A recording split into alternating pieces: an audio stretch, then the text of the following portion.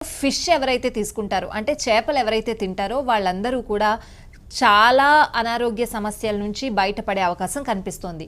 మరి చేపలు తీసుకోవడం వల్ల ఎటువంటి అనారోగ్య సమస్యల నుంచి బయటపడొచ్చు అనేది చూద్దాం.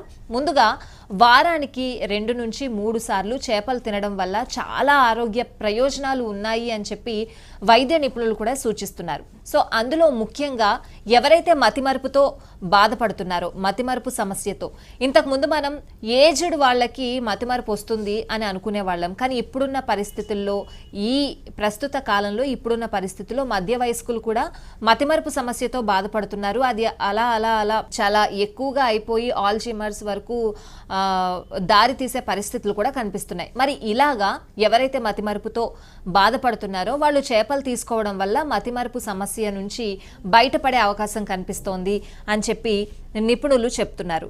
సో ఇక చేపలతో మానసిక